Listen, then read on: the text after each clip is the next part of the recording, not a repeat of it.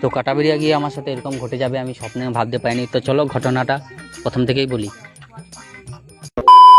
তো আমি আজকে গিয়েছিলাম কাটাবেরিয়া গাড়িটাকে নিয়ে গ্যারেজে। তো দেখতে পাচ্ছ গাড়িটা আমার ওই যে রাহুল বসে আছে গাড়িটাতে, কারণ গাড়িটাতে খুব প্রবলেম হচ্ছিল, তাই গ্যারেজে চলে এলাম। আর এই যে আমাকেও একটু গ্যারেজে যেতে হবে, কারণ আমার চুল দাড়িগুলো খুব খারাপ লাগছে, একটু সেভ করতে হবে। তো চলো যাই সেলুনে।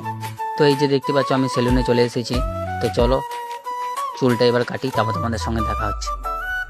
তো চুল কাটার পর আমরা চলে এলাম একটা মিষ্টির দোকানে, দেখতে পাচ্ছ রাহুল আর আমি। আর এই দোকানটাতে খুবই ভিড়, কারণ নতুন চালু হয়েছে দোকানটা, দেখতে পাচ্ছ। আর চুল কেটে আমি একবারে ফ্রেশ। তো চলো খাই, তারপর তোমাদের সঙ্গে কথা হচ্ছে। তো ছবিটা কেমন টেস্ট হয়েছে এখানে নতুন দোকানে? নতুন দোকানের টেস্ট। আচ্ছা, না সত্যি অনেক খুব সুন্দর টেস্ট হয়েছে। দোকানটা পুরো লেভেলে, গাইস হ্যাপি লাগলো কিন্তু খেতে। তো দোকানে খাবার খেয়ে এসে আমার একটা ফাঁকা জায়গায় দাঁড়ালাম, আর ফেসবুক খুলতে দেখি যে আমার আর 1K ফলোয়ার্স হতে আর কিছুটা ফলোয়ার্স দরকার। তো তোমরা এইভাবেই আমাকে সাপোর্ট করো, ঠিক আছে? তো চলো আজকের ব্লগটা এই পর্যন্তই, দেখা হচ্ছে নেক্সট ব্লগে। টাটা।